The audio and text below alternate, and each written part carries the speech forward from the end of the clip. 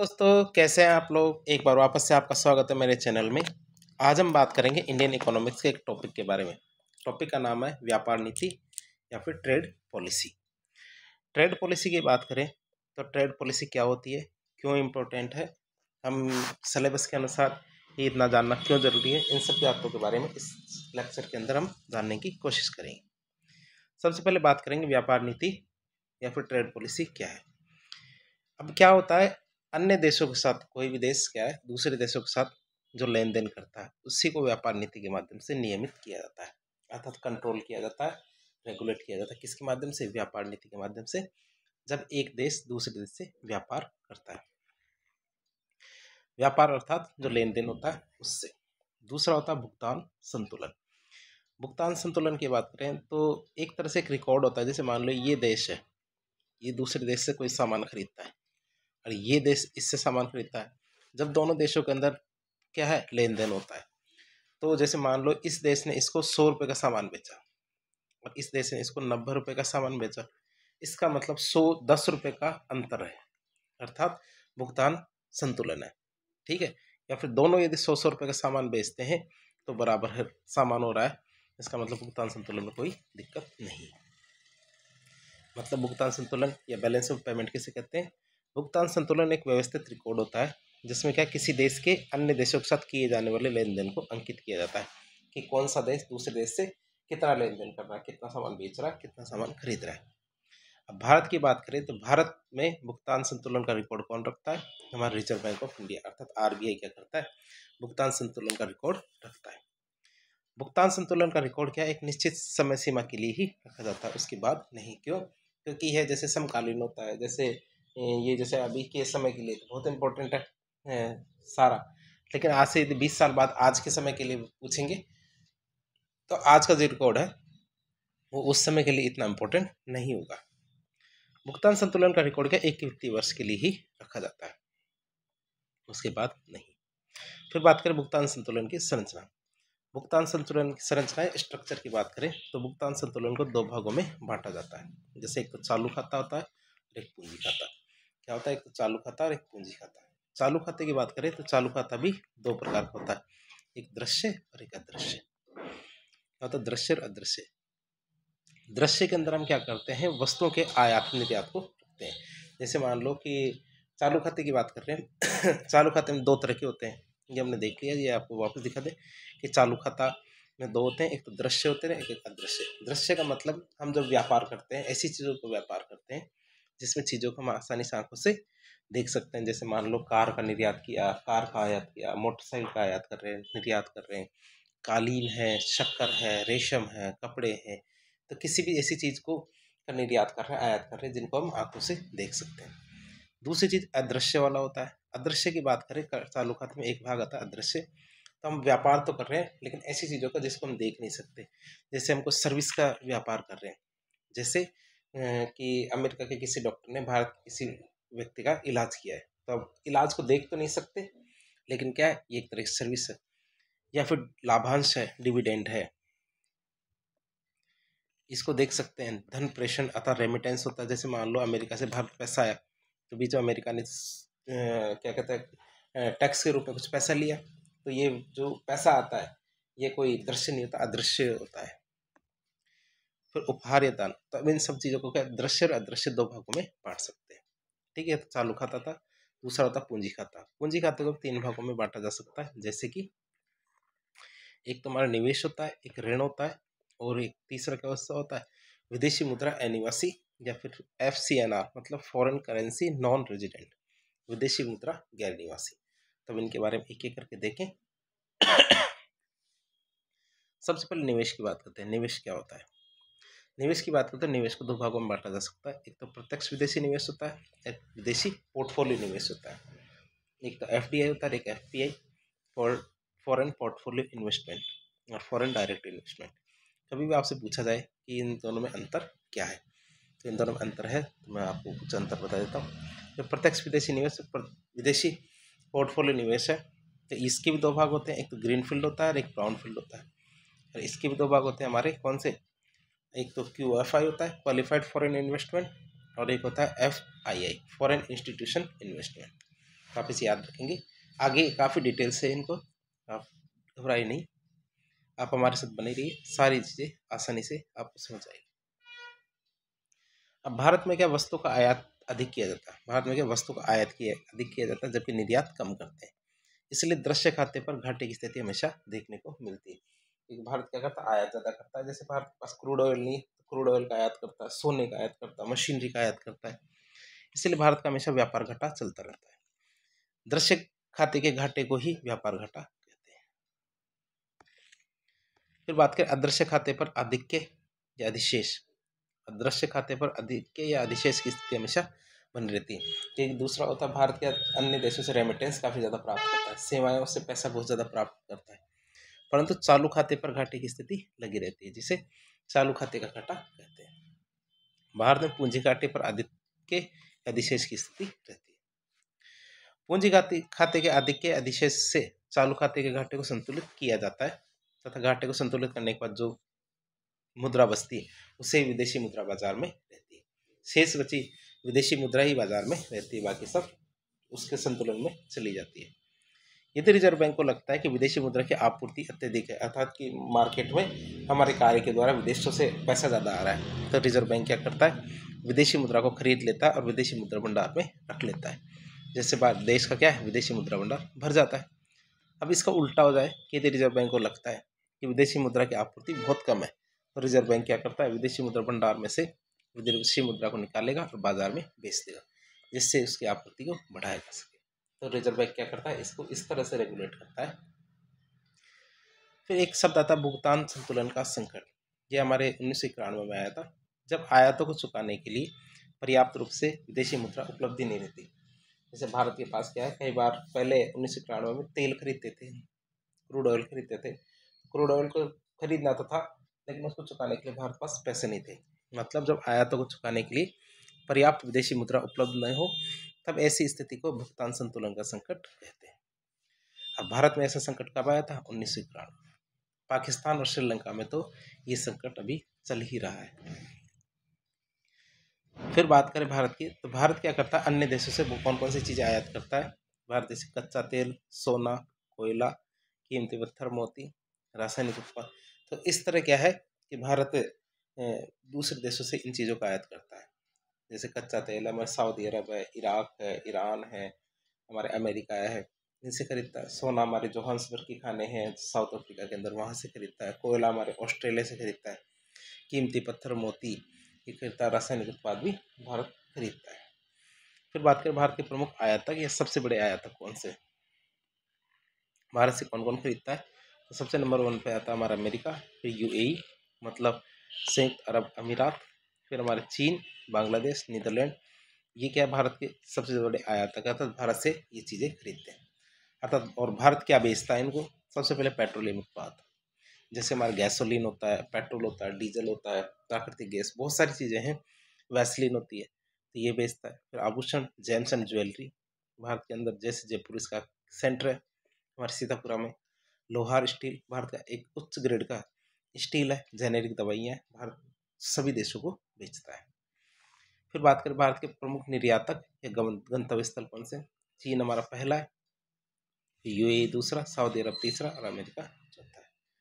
America की बात करें तो वर्तमान में भारत में आयात और निर्यात दोनों का संयुक्त रूप से सबसे बड़ा देश कौन सा है, अमेरिका। मतलब वर्तमान में भारत का सबसे बड़ा व्यापार साझेदार कौन है, अमेरिका है। तो बात करें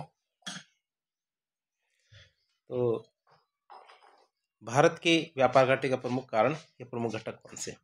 भारत का सबसे बड़ा घाटे का कारण क्या है, भारत कच्चे तेल का सबसे ज़्यादा आयात करता है और भारत अपनी लगभग 80 से 85% ईंधन की आवश्यकताओं को आयात के माध्यम से ही पूरा करता है, क्योंकि भारत के पास इतना तेल नहीं है कि वह सारी ज़रूरतों को पूरा कर सके।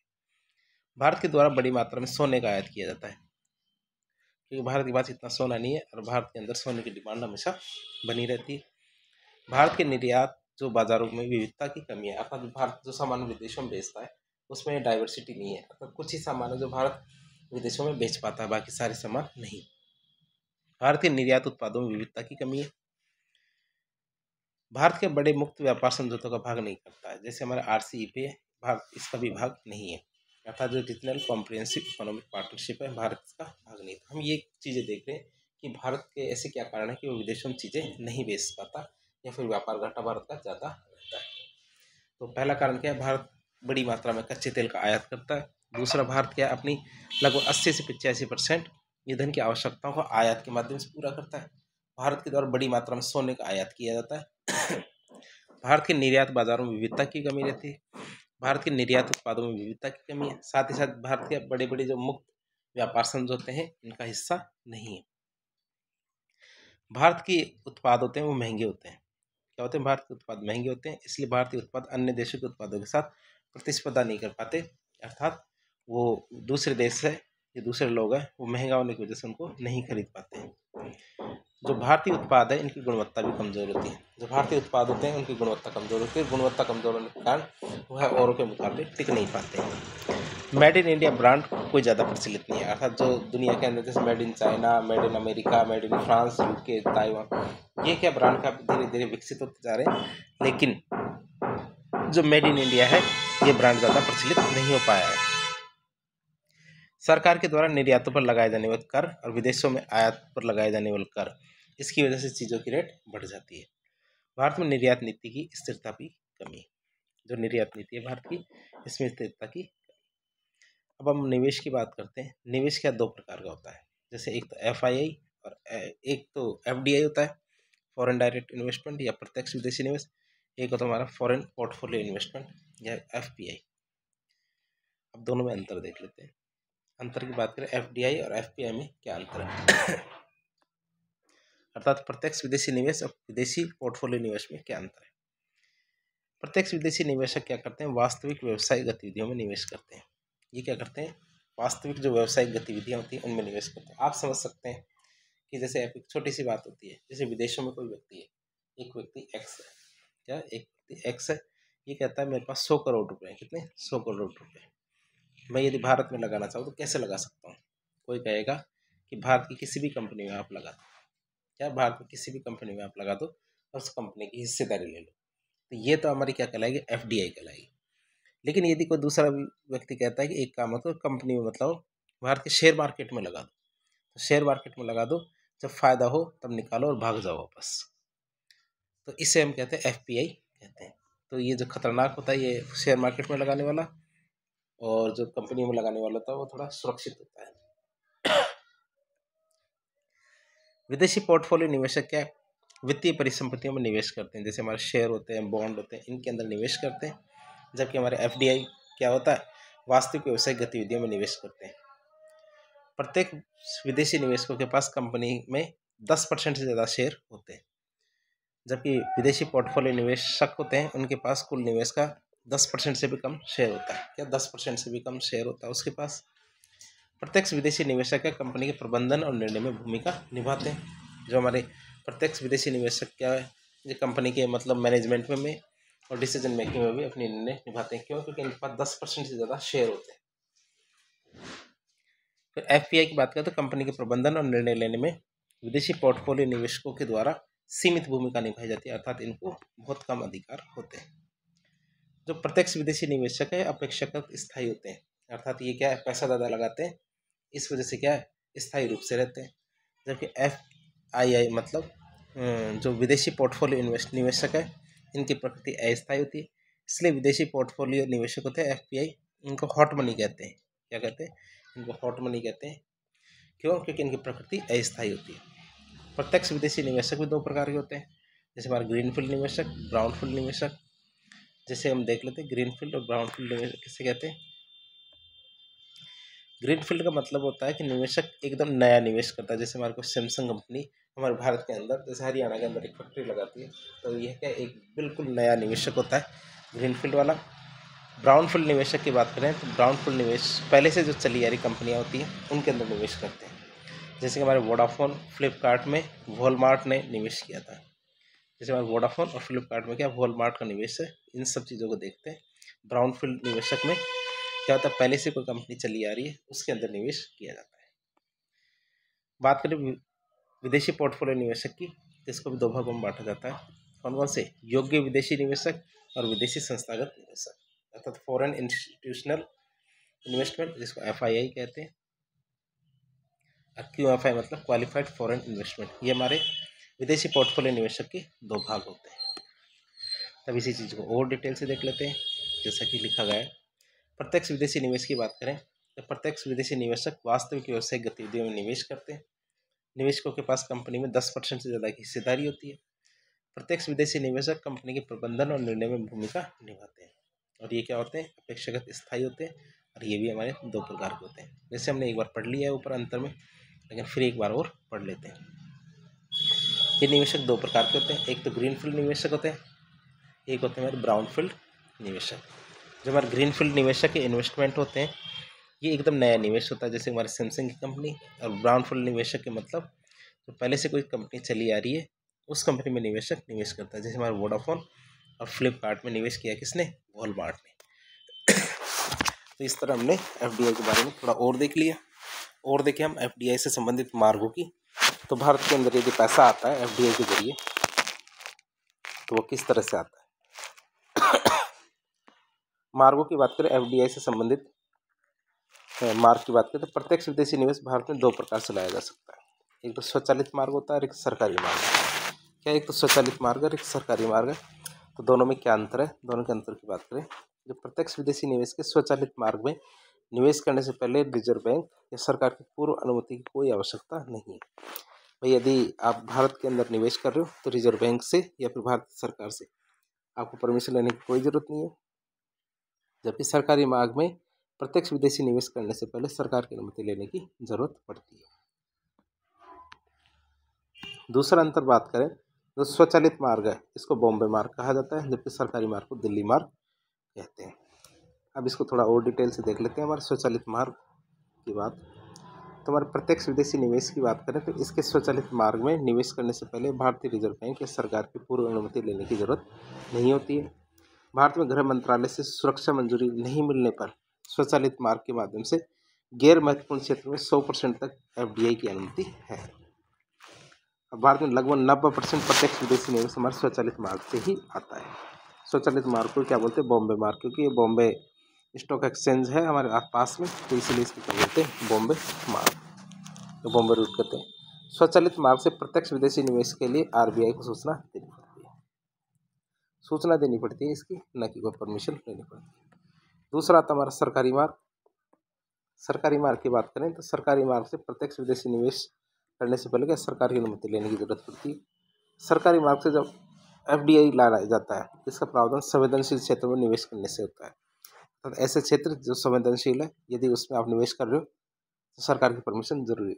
जैसे संवेदनशील क्षेत्र, जैसे हमारे को रक्षा क्षेत्र में आप बंदूकें बना रहे हो, बम बना रहे हो, मीडिया, उपग्रह, निजी सुरक्षा एजेंसियां, दूरसंचार, इन क्षेत्रों में यदि काम करना चाहते हो तो सरकार की परमिशन लेनी जरूरी है।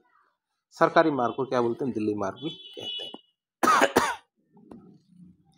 बात करें भारत में, तो भारत में प्रत्यक्ष विदेशी निवेश जो FDI है तो कहाँ से आता है। सिंगापुर इसमें पहले स्थान पे, मॉरिशस दूसरे पे, अमेरिका तीसरा, जापान चौथा, नीदरलैंड पाँचवें स्थान पे हमारे FDI के स्रोत के रूप में, अर्थात भारत में FDI आता है।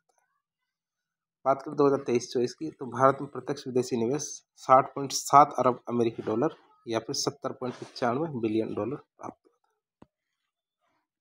2023-24 की बात करें तो 2023-24 में भारत में शीर्ष प्रत्यक्ष विदेशी निवेशक राज्य कौन कौन से, महाराष्ट्र में 30%, कर्नाटक में 22%, गुजरात में 17%, दिल्ली में 13% और तमिलनाडु में 5% FDI मिला है। तो आप इन राज्यों को भी याद रखेंगे। अब भारत में जब FDI आता है तो FDI आने से फ़ायदा क्या क्या होता है। FDI आने से भारत में बड़े स्तर पर रोजगार के अवसर सृजित होते हैं। FDI होने से उत्पादन में वृद्धि होती है, जिससे भारत की GDP बढ़ेगी। FDI होने से भारत में बड़ी मात्रा में विदेशी मुद्रा आती है, जिससे भारत का विदेशी मुद्रा भंडार बढ़ेगा। FDI आने से विदेशी निवेश होने से विदेशी निवेशक अपने साथ क्या करते हैं, उच्च तकनीक लेके आते हैं, प्रबंधन की विधियाँ लेके आते हैं, विपणन के तरीके लेके आते हैं, जिससे हमारे देश के अंदर क्या होता है, ये चीज़ें बढ़ने लगती है, अर्थात लोगों का कौशल बढ़ने लगता है। FDI से प्रतिस्पर्धा बढ़ती है, और प्रतिस्पर्धा बढ़ने से क्या, घरेलू उत्पादों की गुणवत्ता भी बढ़ती है। FDI होने से क्या, सरकार को कर के रूप में आय प्राप्त होती है, क्योंकि FDI आता है हमारी कंपनी में पैसा निवेश होता है, जिससे सरकार को कर मिलता है, सरकार की आय बढ़ती है। एफडीआई होने से भारतीय अर्थव्यवस्था का जुड़ाव क्या होता है? वैश्विक अर्थव्यवस्था से होता है। एफडीआई में निवेश से क्या होता है? आयात प्रतिस्थापन की नीति को अपनाया जाता है, मतलब कि आयातों का घरेलू उत्पादन करना। अर्थात जैसे बात लो कि भारत के लोग एप्पल का फ़ोन बहुत ज़्यादा पसंद करते हैं, तो एफडीआई के जरिए एप्पल की एक फैक्ट्री ही भारत में लगवा दी जाती है, जिससे यहाँ पे लोगों को रोजगार मिले, न कि हमारी कहीं और से बन के आए उसको। तो हम आयातों का घरेलूकरण कर सकते हैं। प्रत्यक्ष विदेशी निवेश होने से क्या निर्यातों को बढ़ाया जा सकता है। साथ ही साथ प्रत्यक्ष विदेशी निवेश होने से अंतर्राष्ट्रीय स्तर पर हमारी विश्वसनीयता भी बढ़ जाती है। फिर जो कमियां हैं उनकी बात करें, प्रत्यक्ष विदेशी निवेश भारत में यदि होता है तो उसमें कौन कौन सी दिक्कतें आती है। एफडीआई होने से विदेशी कंपनियां सरकारी नीतियों को प्रभावित करती है, क्योंकि इतना पैसा सरकार के पास लगाती है तो सरकार क्या है, उनकी नीतियां इनसे प्रभावित होने लग जाती है। सरकारी नीतियां प्रभावित होने से देश की संप्रभुता खतरे में पड़ती है। एफडीआई होने से छोटे जो व्यवसाय होते हैं या व्यापारी होते हैं, विदेशी कंपनियों से प्रतिस्पर्धा नहीं कर पाते और वो कंपनियां धीरे धीरे बंद हो जाती है। जैसे हमारे प्रत्यक्ष विदेशी निवेश होने से जो हमारी पाश्चात्य संस्कृति है, विदेशी संस्कृति, इसको बढ़ावा मिलता है। जैसे पिज्ज़ा कल्चर, हमारे हॉट डॉग कल्चर, ये कभी भी कल्चर हमारा नहीं था, लेकिन अब धीरे धीरे क्या हमारे कल्चर में समा गया है। एफडीआई होने से विदेशी निवेशक का लाभ और लाभांश के रूप में विदेशी मुद्रा जो उनको प्राप्त होती है वो विदेशों में ले जाते हैं, जिससे देश का विदेशी मुद्रा भंडार कम होता है। प्रत्यक्ष विदेशी निवेश में विदेशी कंपनियों के द्वारा सामान्यतः उपभोग की जाने वाली वस्तु और सेवाओं में निवेश किया जाता है। आधारभूत ढांचे में कोई भी निवेश नहीं करता है। अब भारत की बात करें तो भारत में विदेशी निवेश में आने वाली बाधाओं की बात करें, क्या बाधाएं हैं? प्रत्यक्ष विदेशी निवेश में कौन कौन सी बाधाएं आती है? भारत की प्रत्यक्ष विदेशी निवेश की नीति में स्थिरता नहीं है, मतलब राजनीतिक विचारधारा के आधार पर ये नीति कभी कभी चेंज हो जाती है। जैसे मान लो कोई लेफ्टिस्ट सरकार आ गई, राइटिस्ट आ गई, वैसे भारत में प्रत्यक्ष विदेशी निवेश के लिए भारत का आधारभूत ढांचा कमजोर है। कोई भी देश यदि भारत में निवेश करना चाहे तो भारत के पास ऐसा मजबूत ढांचा नहीं है। प्रत्यक्ष विदेशी निवेश करने वाले जो विदेशी निवेशक है उनके लिए भारत में सरकारी नियम क्या जटिल है, तो वो उन नियमों को समझ नहीं पाते। भारत में भ्रष्टाचार और लाल फीताशाही व्यवस्था के कारण विदेशी निवेशक भारत में निवेश नहीं कर पाते, मतलब लाल फीताशाही मत की वजह से क्या होता है, सरकारी काम में देरी होता है। प्रत्यक्ष विदेशी निवेश होने से क्या विदेशी निवेश के विरुद्ध स्थानीय लोगों के द्वारा विरोध किया जाता है। जैसे हमारी पेप्सिको कंपनी थी एक, तो उसकी उड़ीसा के अंदर वो एक स्टील प्लांट लगाना चाहती थी, तो जनता ने उसका विरोध किया तो वह चली गई। प्रत्यक्ष विदेशी निवेश करने से विदेशी निवेशकों को भारत में भूमि अधिग्रहण के लिए समस्याओं का सामना करना पड़ता है। प्रत्यक्ष विदेशी निवेश करने से निवेश संबंधी विवादों का समाधान नहीं हो पाता। और प्रत्यक्ष विदेशी निवेश के लिए भारत में श्रम कानूनों की जटिलता नहीं है, अर्थात भारत में श्रम कानून क्या है, कमज़ोर है, जिससे जो हमारे जो मजदूर है उनका शोषण होने की संभावना ज़्यादा रहती है। लेकिन ऐसा नहीं है भारत क्या एफडीआई को लाने की कोशिश नहीं कर रहा। भारत के द्वारा एफडीआई को आकर्षित करने के लिए बहुत सारे प्रयास किए जा रहे हैं, जैसे कि भारत में प्रत्यक्ष विदेशी निवेश को बढ़ावा देने के लिए आधारभूत ढांचे को सशक्त किया जा रहा है। प्रत्यक्ष विदेशी निवेश को बढ़ावा देने के लिए वर्तमान में भारत ने 4D की अवधारणा अपनाई है, जैसे कि हमारे डेमोक्रेसी, डिमांड, डेमोग्राफी और डीरेगुलेशन, ये 4 नीतियाँ हैं। ये नीतियाँ हमारे भारत के द्वारा अपनाई जा रही है। भारत में विदेशी निवेश के लिए एफडीआई के नियमों को सरल बनाया जा रहा है।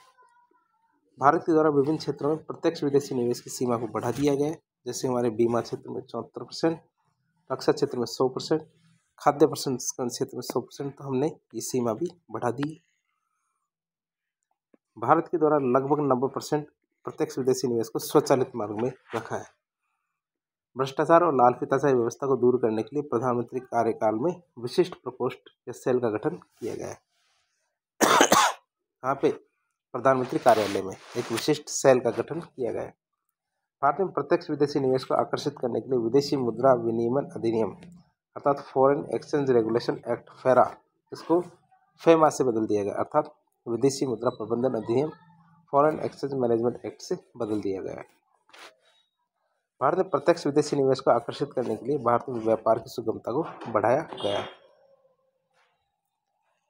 भारत में क्या प्रत्यक्ष विदेशी निवेश को आकर्षित करने के लिए क्या भारत में प्रत्यक्ष विदेशी निवेश को आकर्षित करने के लिए भारत में श्रम कानूनों में सुधार लाया गया है। भारत में प्रत्यक्ष विदेशी निवेश को आकर्षित करने के लिए मेक इन इंडिया कार्यक्रम भी चलाया जा रहा है। भारत में क्या प्रत्यक्ष विदेशी निवेश को आकर्षित करने के लिए मेक इन इंडिया कार्यक्रम चला रहे हैं। अब आता है हमारा विदेशी पोर्टफोलियो निवेशक, और ये भी दो प्रकार का होता है, योग्य विदेशी निवेशक और विदेशी संस्थागत निवेशक। अब इसकी खासियत देखें तो वैसे तो अंतर में हमने पहले भी देखा था। विदेशी पोर्टफोलियो निवेशक क्या करते हैं, विदेशी परिसंपत्तियों में निवेश करते हैं, जैसे हमारे वित्तीय परिसंपत्ति होते हैं उसमें निवेश करते हैं, जैसे हमारे शेयर बाजार है, बॉन्ड है, इनके अंदर निवेश करते हैं। विदेशी पोर्टफोलियो निवेशक का कुल निवेश 10% से भी कम होता है। कंपनी के प्रबंधन और निर्णय में विदेशी पोर्टफोलियो निवेशकों के द्वारा भूमिका तो निभाई जाती है, लेकिन सीमित। विदेशी पोर्टफोलियो निवेशक वास्तविक व्यावसायिक गतिविधियां संचालित नहीं करते, अर्थात विदेशी पोर्टफोलियो निवेशक वास्तविक निवेशक नहीं होते हैं। ये जो निवेशक है विदेशी पोर्टफोलियो निवेशक, इनकी प्रकृति अस्थायी होती है, इसलिए इन्हें हॉट मनी भी कहते हैं, क्योंकि चाहे जब निकल के भग जाते हैं। जो विदेशी पोर्टफोलियो निवेशक है विदेशी मुद्रा के महत्वपूर्ण स्रोत तो होते हैं। विदेशी पोर्टफोलियो निवेशकों की सहायता से पूंजी बाजार को विकसित किया जाता है। और एफडीआई की आशंका की बात करें कि विदेशी प्रत्यक्ष विदेशी निवेश की आशंका विदेशी पोर्टफोलियो निवेश में नहीं होती। हम इस चीज़ को देख सकते हैं। जो हमारे विदेशी पोर्टफोलियो निवेशक है उनसे सरकारी नीतियाँ प्रभावित नहीं होती। सरकारी नीतियाँ प्रभावित नहीं होने से देश की संप्रभुता को कोई खतरा नहीं होता। विदेशी पोर्टफोलियो निवेश होने से घरेलू व्यवसायी होते हैं, छोटे या व्यापारी होते हैं, ये विदेशी कंपनी से प्रतिस्पर्धा आसानी से कर पाते हैं, क्योंकि उनका पैसा आ जाता है। विदेशी पोर्टफोलियो निवेश होने से पाश्चात्य संस्कृति पर कोई प्रभाव नहीं पड़ता है, मतलब ये ऐसी संस्कृति भारत में प्रवेश नहीं करती है। हम देख रहे हैं इसके फायदे क्या है। विदेशी पोर्टफोलियो निवेशक के द्वारा लाभ और लाभांश के रूप में विदेशी मुद्रा को अधिक मात्रा में भारत से बाहर नहीं ले जाया जाता, जिससे देश का विदेशी मुद्रा भंडार परिवर्तित नहीं होता है। विदेशी पोर्टफोलियो निवेशकों के द्वारा सामान्यतः उपभोग की जाने वाली वस्तुओं और सेवाओं उनमें निवेश न करके सीधा शेयर बाजार या बॉन्ड में निवेश किया जाता है। अब हमारा एफडीआई वाले लाभ एफपीआई में नहीं होते, जैसे कि विदेशी पोर्टफोलियो निवेश होने से भारत में रोजगार के अवसर सृजित नहीं होते। विदेशी पोर्टफोलियो निवेश होने से उत्पादन में भी वृद्धि नहीं होती, मतलब भारत की जीडीपी में इसका कोई योगदान नहीं होता है। भारतीय पोर्टफोलियो निवेश होने से भारत में बड़ी मात्रा में विदेशी मुद्रा भंडार नहीं आता है, जिससे भारत के विदेशी मुद्रा भंडार में कोई परिवर्तन नहीं होता। भारत में विदेशी पोर्टफोलियो निवेश होने से विदेशी निवेशक अपने साथ उच्च तकनीक, प्रबंधन की विधियां, विपणन, इस तरह की कोई भी चीज़ भारत लेके नहीं आते। बात करें विदेशी पोर्टफोलियो निवेश से प्रतिस्पर्धा नहीं बढ़ती, साथ ही साथ प्रतिस्पर्धा नहीं बढ़ने से घरेलू उत्पादों की गुणवत्ता में कोई सुधार नहीं होता है। विदेशी पोर्टफोलियो निवेश होने से सरकार को कर के रूप में आय ज़्यादा भी प्राप्त नहीं होती है। विदेशी पोर्टफोलियो निवेश होने से भारतीय अर्थव्यवस्था का जुड़ाव वैश्विक अर्थव्यवस्था से नहीं हो पाता। विदेशी पोर्टफोलियो निवेश में आयात प्रतिस्थापन की नीति को नहीं अपनाया जाता, मतलब आयातों का घरेलूकरण नहीं किया जाता। विदेशी पोर्टफोलियो निवेश होने से निर्यातों को भी नहीं बढ़ाया जा सकता। तो हम देख रहे हैं तो विदेशी पोर्टफोलियो निवेश होने से अंतर्राष्ट्रीय स्तर पर विश्वसनीयता में कोई परिवर्तन नहीं आता। इस तरह से हमने भारत के जो व्यापार नीति है इसके बारे में देखा, एफडीआई के बारे में देखा, एफपीआई के बारे में देखा। ये सारी वीडियो हमारे क्या है, रिवीजन मोड में है, क्योंकि परीक्षा अभी सर पर है, हम ज़्यादा लंबी वीडियो नहीं बना सकते।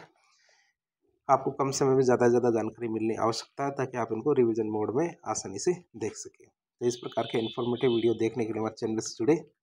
वीडियो यदि पसंद आता है तो वीडियो को लाइक करें, चैनल को सब्सक्राइब करें, अपने दोस्तों के साथ शेयर करें। यदि आपके कोई सुझाव हो तो कमेंट बॉक्स के माध्यम से बताएं। धन्यवाद।